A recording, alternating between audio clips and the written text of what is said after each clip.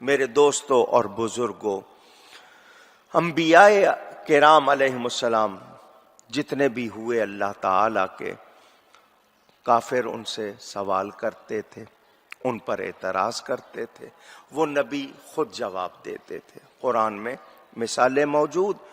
ہمارے نبی پاک صلی اللہ علیہ وسلم کی خصوصیت یہ ہے کہ ان پر جب بھی اعتراض ہوئے جواب اللہ نے دیے ہیں۔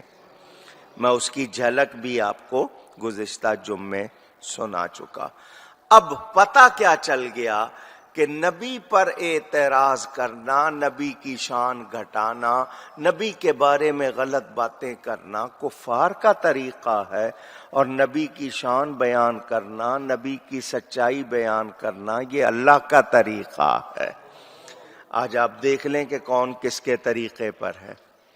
جو اعتراض کر رہے ہیں وہ کس کے طریقے پہ، اور جو نبی کی شان کو بیان کر رہے ہیں وہ کس کے طریقے پر ہے۔ تو ہم اللہ تعالی کی عطا سے ماننے والے ہیں، اسی صحیح طریق پر قائم ہیں، تو ہمیں اس پر شکر کرنا چاہیے اور اس کی قدر کرنی چاہیے۔ نعمت چھن جائے تو پھر واپس آتی نہیں، یہ سوچ لینا چاہیے۔ اللہ تعالی ہم سب کو ہدایت عطا فرمائے۔ اللہ فرماتا ہے الذین یحشرون علی وجوہہم الی جہنم، وہ جو جہنم کی طرف ہانکے جائیں گے، گھسیٹے جائیں گے اپنے منہ کے بل۔ پتہ کیا چلا؟ جو قرآن کو نہیں مانتے، نبی کو نہیں مانتے، سچ قبول نہیں کرتے، ان کو جہنم کی طرف گھسیٹا جائے گا۔ اولئک شر مکانا واضل سبیلا، اور ان کا ٹھکانہ بہت برا، یہ جو لوگ گمراہ ہیں نا، ان کا ٹھکانہ سب سے برا، اور یہ لوگ سب سے زیادہ گمراہ۔ اب یہاں دو باتیں میں نے آپ سے کرنی ہے، اگر آپ کی توجہ ہوگی تو آپ کو فائدہ ہوگا۔ قرآن کریم کو غلط پڑھنا، دھیان سے سن لیں، قرآن کریم کو یا غلط سمجھنا، دونوں باتیں آ گئی ذہن میں، غلط پڑھنا اور یہ دو باتیں۔ اب تیسری بات سن لیں، بری نیت سے قرآن پڑھنا۔ یہ کیسے؟ میں تینوں کی باتیں آپ تینوں کی تفصیل سمجھاؤں۔ غلط پڑھنے کا مطلب یہ ہے اپنی طرف سے زیر زبریں بدلنا، یا اس میں ایسی آواز بنانا، تمسخر، مذاق۔ پچھلے دنوں آپ کے ہاں بلاگرز نے، یہ جو انٹرنیٹ نکلا ہے، کمپیوٹر نکلا ہے، اس پہ ساتھ بلائیں بھی تو بہت آئی ہیں نا۔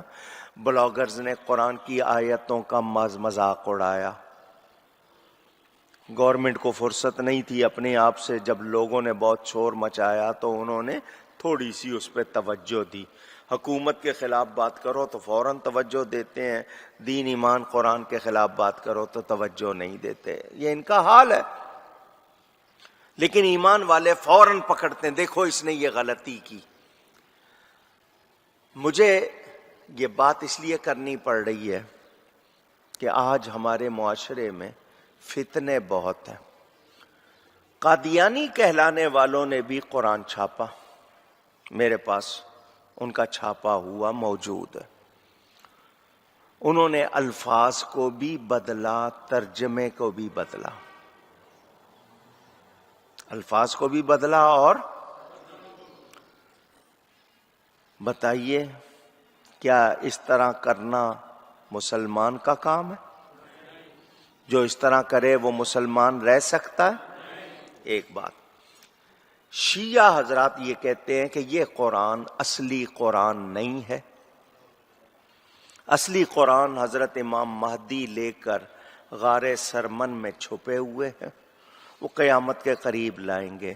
تو ان کے کہنے کا مطلب یہی ہوا کہ یہ زمانہ اصلی قرآن سے خالی ہے. یہی مطلب ہے نا. دوسری بات، قرآن میں اللہ کہتا ہے ہم نے اس قرآن کو نازل کیا ہے، ہم اس کی حفاظت کرنے والے ہیں. تو ان کا یہ اعتراض کہ یہ اصلی قرآن نہیں ہے، اس کا مطلب اللہ کی حفاظت نہیں کر پایا. یہ اعتراض یہی ہوگا نا کہ اللہ سے حفاظت نہیں ہو سکی لہٰذا یہ اصلی قرآن نہیں ہے. تو مجھے بتائیں یہ دونوں باتیں کیا کہہ رہی ہیں؟ کیا یہ دونوں باتیں کرنے والے مسلمان رہے؟ اونچی. اب آپ غور کریں، یہ دونوں باتیں میں نے آپ کے سامنے رکھی. یہ صرف قرآن کے متن کے بارے میں جو الفاظ ہیں. اب آگے ہوتا ہے ترجمہ. ترجمہ کرنے والا عربی زبان کی صرف واقفیت رکھتا ہے تو قرآن کا ترجمہ اس کو کرنا درست نہیں. حضرت علی کا فرمان 18 یا 21 علوم جانتا ہو تو قرآن کا ترجمہ کرے. کتنے علوم؟ 18 اور ایک روایت میں 21. یہاں جو ترجمہ آج کر رہے ہیں لوگ، ان کو ان 18 علوم کے نام نہیں آتے. جاننا ان 18 علوم کو جاننا تو ایک طرف، ان کو ان 18 علوم کے نام نہیں معلوم اور اٹھ گئے ترجمہ کرنے. نتیجہ کیا ہے؟ ٹی وی پر آ رہے، ریڈیو پر آ رہے، اخباروں میں لکھ رہے، اپنی باتیں کر رہے ہیں. تو کیا یہ لوگ خود کو یا دوسروں کو کوئی فائدہ پہنچا رہے ہیں؟ اب آپ کی ذمہ داری کیا ہے؟ جب آپ کو اتنی بات معلوم ہو گئی کہ معاشرے میں ایسے لوگ ہیں جو قرآن سے اس طرح کھیل رہے ہیں، تو آپ کو معلوم کرنا چاہیے نا کہ صحیح ترجمہ کون سا ہے، صحیح تفسیر کون سی ہے. اب میں آپ کو تفسیر کے حوالے سے بھی بتا دوں. ترجمے کے حوالے سے آپ نے سن لیا. مثال کے طور پر میں پھر یہ بات کر رہا ہوں اور کسی کی ذاتی دشمنی میں نہیں، قرآن کی محبت میں کر رہا ہوں. وَمَا أَرْسَلْنَاكَ إِلَّا رَحْمَةً لِّلْعَالَمِينَ. بڑی مشہور آیت ہے. میں کسی عام آدمی سے بھی ترجمہ پوچھوں گا تو وہ کہے گا حضور صلی اللہ علیہ وسلم کے لیے کہا گیا کہ اور ہم نے آپ کو تمام جہانوں کے لیے رحمت بنا کر بھیجا. یہی ہے نا؟ کہہ دیجئے. اب ایک صاحب ترجمہ لکھ رہے ہیں اور ہم نے آپ کو مضامین نافعہ دے کر رحمت نبی کو ماننے کی بجائے مضامین نافعہ، نفع دینے والے مضمون دے کر بھیجا. تو اس نے نبی کی رحمت ہونے کا انکار کیا یا نہیں کیا؟ اونچی. میں کسی پہ الزام نہیں لگا رہا، ترجمہ ہے، ابھی موجود ہے یہاں پہ، کہو تو ابھی نکال کے دکھاتا ہوں. یہ ترجمہ کس نے کیا ہے؟ تھانوی صاحب نے. بیان القرآن اس کا نام ہے، دیکھ لیجئے.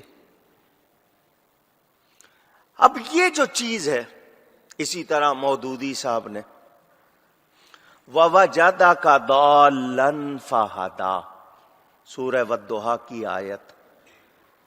اللہ تعالیٰ فرماتا ہے ہم نے آپ کو اپنی محبت میں گم پایا تو اپنی طرف راہ دے دی. ترجمہ کرنے والوں نے یہ کیا کہ ہم نے آپ کو بہکا ہوا پایا. معاذ اللہ. تو جو نبی کو بہکا ہوا کہے، کیا اس نے صحیح ترجمہ کیا؟ پوچھ رہا ہوں. ایک صاحب نے لکھا بھٹکا ہوا پایا.